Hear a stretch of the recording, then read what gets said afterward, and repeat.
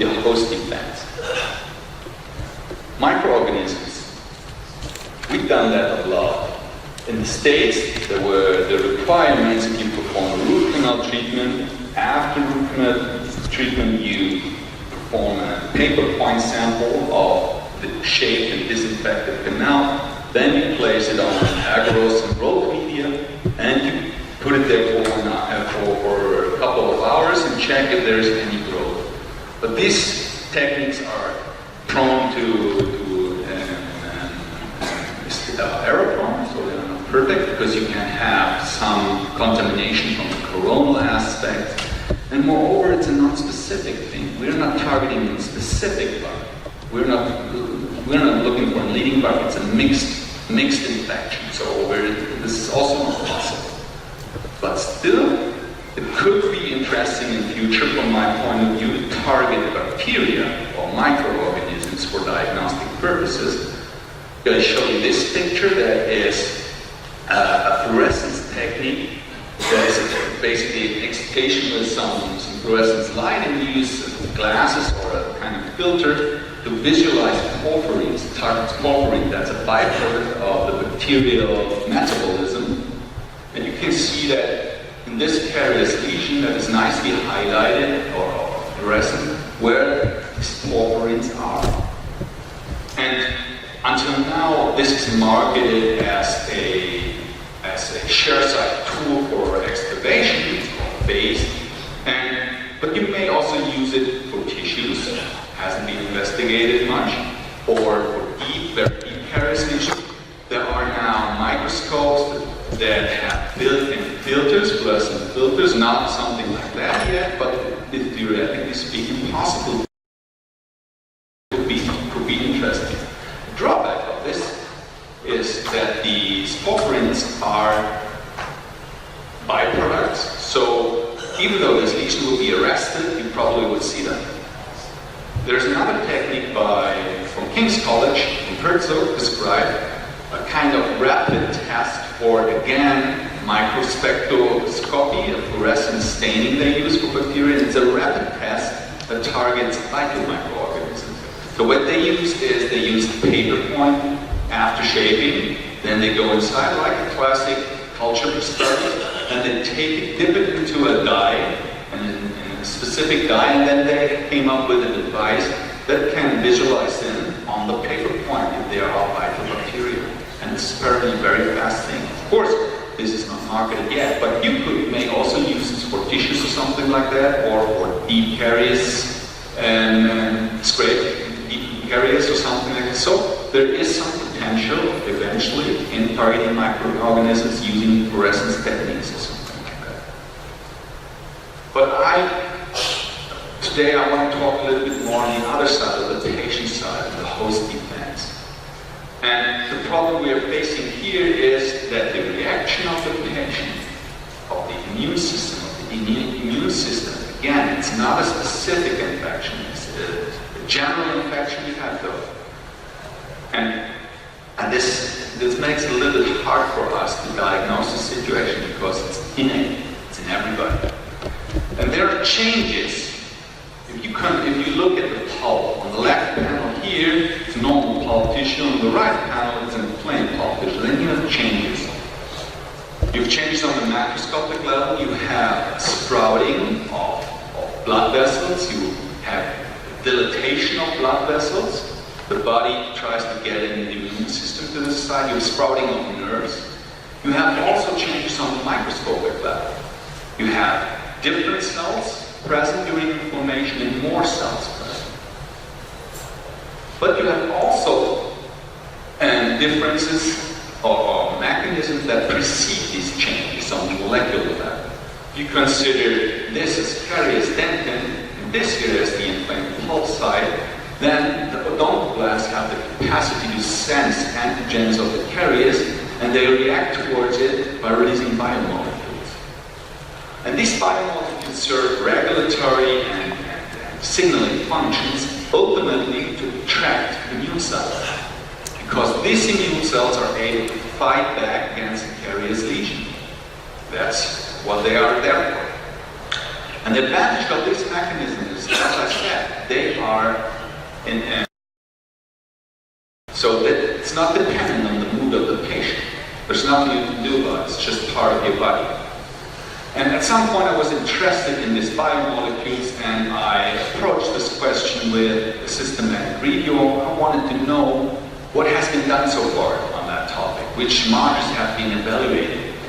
And if I wrap this up in this popular PICO format, so the population I was interested in was human pulp tissue. The intervention that translates to exposure here was an irreversible inflamed pulp, compared to a healthy teeth, and the outcome was analyzed for biomolecules. I could identify 851 manuscripts after excluding a lot of doublets, and that we came up with 156 full texts. That's a lot for this type of study. And finally, after applying some more rigorous exclusion criteria, we could include 57 manuscripts. And what did we find out? What could we see there? There were 95 biological molecules described. Almost half of them were cytokines. Almost a quarter were proteases and other enzymes. And the remaining one were inflammatory mediators, growth factors, and others. But the main outcome of the study was that if you compare a healthy pulp with an inflamed one, that in 35% of these markers, we have a different expression between a healthy and an inflamed pulp, which is in a way logical, but it's still, if you summarize it, becomes more clear to you. And the idea is that somewhere arises is maybe we can use these molecules as a biological marker for pulpal disease. And if you read the current definition, a biomarker is a characteristic that is objectively measured, not emotionally modified, objectively measured and evaluated as an indicator for a normal or pathologic biological process. So that would be nice. It's exactly what we're looking for in a way. In general medicine, biomarkers are popular. They are a very useful thing. If you enter an office and you say you don't feel well and the doctor cannot say what's the reason, the first thing he's going to do is he takes blood and checks for C-reactive peptide if there is any unspecific inflammation in your body. So it's worse continuing a checkup, or does he have to send you to the shrink on the first hand? The next thing they use for staging, prostate-specific antigen for tumor growth and metastasis, or also very prominent cholesterol for prediction of coronary heart disease. Very good correlation. There are some requirements you have to meet if you want to use something as a biological marker. The first thing is you have to identify a marker. Go back. You have to identify a marker. The second thing is you have to identify a substrate where you can measure the marker, and you have to have access in some way to it, like for instance the blood. Another thing is you need a method to detect this marker in that substrate, and then, most importantly, you have to have some form of correlation between the stage of the disease and the expression of the biomarker. It does not necessarily have to be that straightforward as in this picture, but there has to be some form of correlation. Going back to the review, which I've talked about these biological molecules that have been described here, and what would make maybe a promising marker for us. And then we have to again take a step back and look what's actually happening there if there's pulpal inflammation. What's happening is it's tissue breakdown. What's happening is tissue breakdown. And this is mediated by neutrophils. Neutrophils have factors like, for instance, MMP8, MMP9, interleukin-8, and it may be a smart move, at least in my or our opinion, to target these markers because they are basically leading the processes that are going on there. So what to look for? PMN factors. The next question is where to look for. That's where it becomes more difficult. 50 studies of this 57, pulp tissue was evaluated. Though again, teeth were either extracted, cracked, and the pulp tissue was evaluated, or there was a pulp extirpation. That's basically chemical histology, so that's not what we're looking for. There were merely 7 other studies that used different techniques. And what are potential substrates? It really depends how invasive we can be or want to be. GCF, gingival trabecular fluid, and I draw that line above the tooth because it's not invasive. We could use it on any tooth. We could use it for the central incisor there. If I'm interested, is it vital, yes or no? I could just place something in the sulcus and measure it in the gingival trabecular fluid, some form of marker. That would be nice. We're a little bit more invasive than we frequently are because we're treating a lot of caries. You may sample dental fluid for a case like this. If you are even more invasive because you have encountered deep caries lesion, you may.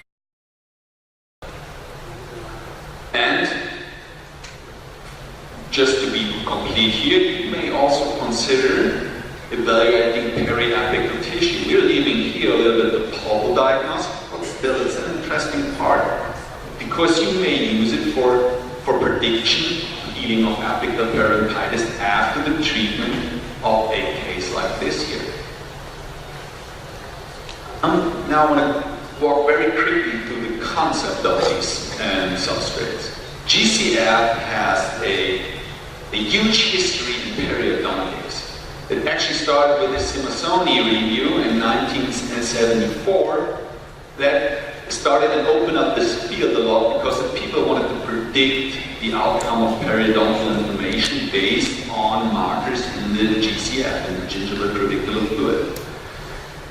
Pashley, in a way, framed nicely because for the endodontics, because he was always talking about the pulpodentinal complex.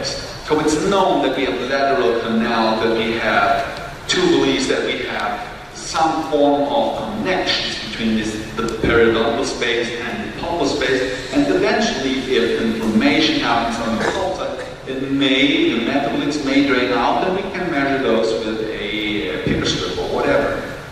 This has been actually shown nicely in this study, and that it could work to some point. They measured MMPA, again, a biological molecule, it's just a proof of concept, this study. But they used healthy incisors and stimulated them with current. And you can see here the white lines. Here's baseline stimulation, and 4 minutes and 8 minutes after. The gray and the dark lines are the controls, and the white lines, you see that MMPA is produced and it goes down after 8 minutes. So this is not a diagnostic thing, it's just a proof of concept, but it may work out. What is the problem with this type of studies?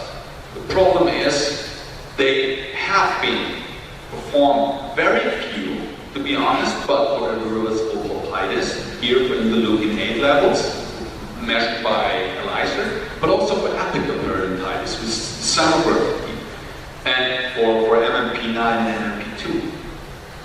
But the problem with this type of studies is confounding. If you are able to measure to some degree periodontal inflammation and apical periodontitis and pulpal inflammation and all these metabolites drain together in the sulcus, you're not knowing what you're actually measuring anymore. So I am not too convinced that this will really play a huge role in endodontic diagnostic in the future, but it's currently still subject to research. I read in the last IADR meeting that there were an abstract on its own. I'm really looking for what the future holds for us in this direction. Another thing was the dentinal fluid. Dentinal fluid is plasma derived. It comes from the odontoblast itself, so it's way more pulp specific compared to the gingival trabecular fluid. It has several functions like sensory protective, it's a chemical buffer against the acids from the carious lesion. And we know that's produced by the odontoblast, and we know that it contains biological molecule that has been, for instance, very nicely shown by Giraldi in the study. It contains interleukin 6 and interleukin 8. And the pioneers pioneers of this technique were a group from Maita, and it was also Maita, who also Pashley's group. He studied this extensively in dog teeth, and Bergenholtz and Knudsen was the first author on that study, was the first one who did it in humans, but just for description of the methods and to evaluate what's actually there in the tiny fluid. The first ones was actually Matt and the group from Zurich who did it for diagnostic purposes. But what has been done is we saw patients in our day survey that came because of acute pain, and we diagnosed them 16 as having an irreversible otitis, and we opened up the case, and before entering the pulse space, we used this membrane, so-called PVDF membrane, to sample the dentinal fluid. We compared those teeth towards healthy teeth, so patients who just, where the teeth were vital and just a filling fell off or something, or you had to repair a filling. And then we analyzed it using a flowmetric assay on MMP9, again a PMN factor. And what we could show is that if you compare otitis teeth, there are some teeth that are showing MMP9 in the dentinal fluid, where this is never the case for healthy teeth. But of course, if you look at it, there are many measurements here during otitis where it's also not shown. And yeah, we thought a lot about it, and we came out. The problem with this technique is a little bit the yields. And if you go back to the literature, you can read 0.4 microliter per minute per square centimeter dentinal fluid. It's not actually draining out of the tooth. If you look on the tooth in a microscope or a microscope, you wait a couple of minutes, you will see starting a very thin film of this material. But it's not that we have a mill or an analysis. So that's a problem. And PVDF, this was a membrane we used on the first hand. The problem was that we used it because you can wash away the really nicely releases the biological molecules. But reading the literature from the perio, they use cellulose. The advantage of cellulose is it sucks. It's sort of very high water rise. And we tried that in another study, in a follow-up study, where we just sampled MMP2 because this is expressed during healthy conditions and we don't want to use it for diagnostics. We just wanted to evaluate, is this eventually better? And the outcome was using PPF, just one sample out of 13 showed MMP2, and using cellulose, 9 out of 13. So we are really looking forward to improve this method. And honestly speaking, for everybody who performs research like clinical research and all that takes forever. We started with this study years ago, but finally, after a long time, we now collected all the samples, and last week I did the multiplex analysis on these factors, but we just didn't find the time to do the math with it, play around, so I cannot present you any results yet, but very, very soon. Pulpal blood, I go very quickly through that. Pulpal blood has a history also in terms of, in the 50s there was this pulpal blood smear analysis, popular, where you just count the cells, the presence of cells. It has been done by Prada, it's a Swiss dentist, but also by Guthrie, the pulpal hemogram, a very classic manuscript. What they found out was not very detailed, but the more infection, the more blood cells, and that again goes into the direction of the PMN, the presence of PMN, that it could be interesting. There are some studies on using molecular markers, also not very many. For instance, Nakanishi, here on some immune globulins or the cellular-based of cytokines. But the problem from my point of view is always the invasiveness of this method. As soon as we collect in blood, we have opened up the pulse space, which in a way we know from very well-performed clinical trials, reduces the pulpal survival per se. This is the Björndalen trial after it's actually on stepwise activation. But they have, when they open up the pulse space in this trial, they have a nested trial inside where they treat those differently, either with direct pulp capping or partial pulpotomy, so the failures basically. And if you look at the values 1 year 1 year after the treatment, failures 68% for direct pulp capping and 65% for partial pulpotomy. There are other studies showing better results, but still opening up the pulp space will very likely reduce the pulpal survival to some degree. But nevertheless, this could be interesting in the future for us, because now newer treatment modalities arise. This is a case a friend of mine from Belgium treated. What has been performed is a full pulp chamber pulpotomy on a tooth, on a permanent tooth. So this tooth shows signs and symptoms without an apical lesion, and it was just the coronal pulp tissue removed and MPA placed on the pulp stems, and the tooth was sealed. That's 1 year later. There's actually starting more and more research to get published that supports this intermediate step of treatment, which shows somehow promising success rate. It may have advantages, disadvantages, now, but it's definitely interesting to have a look at this type of treatments at the moment. But there's one study, and that's why blood could be an interesting thing also in the future. There's one study who sampled using a very delicate method. They used kind of capillary tip to get the more volume out of the blood, which is actually a smart move when you have the pure blood and not some kind of carrier. And they measured it for asymptomatic and reversible and irreversible pulpitis cases, and they could show the more inflammation, the more MMP9 was expressed. But the most interesting thing is they did it as being in the one group, they did it as part of partial pulpotomy.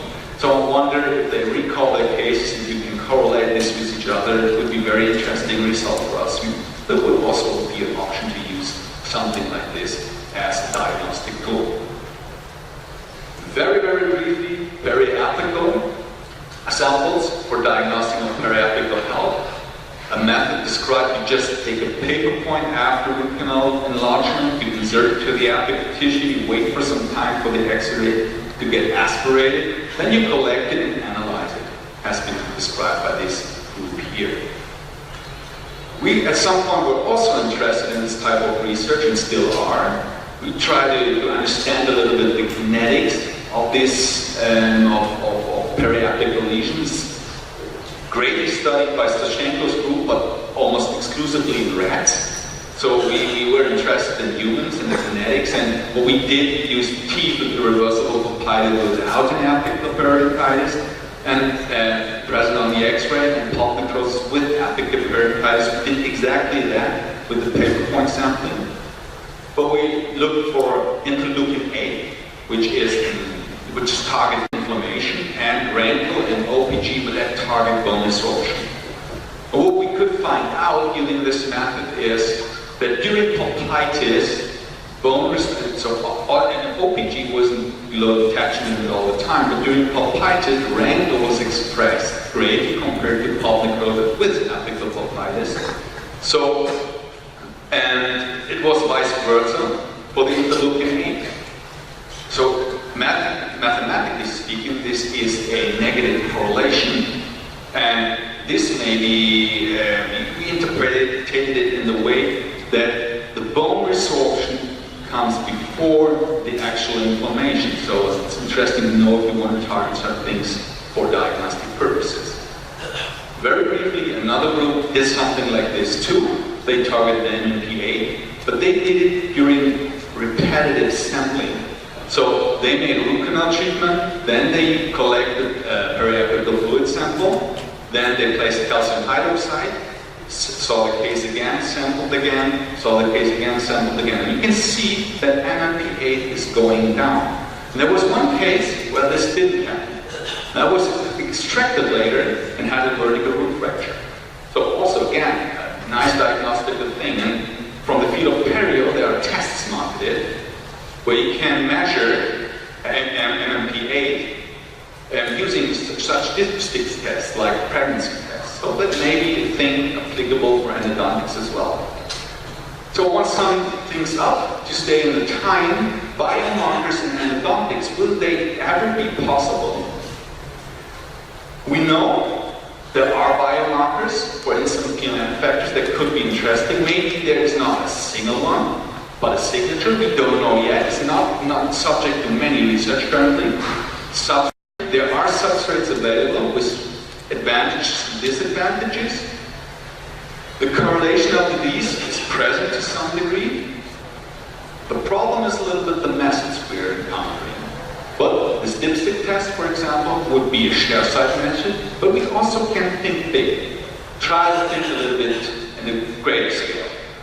Imagine this situation. Patient B carries lesion. Then you restore the tooth and take a sample, a dental fluid sample, for example.